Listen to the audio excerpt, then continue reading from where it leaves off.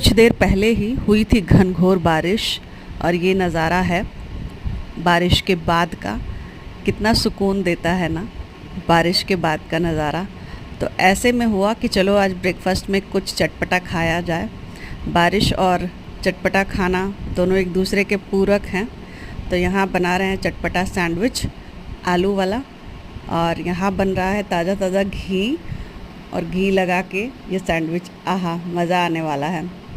यहाँ सैंडविच तैयार हो चुका है तो उसका लुत्फ़ उठाया जा रहा है।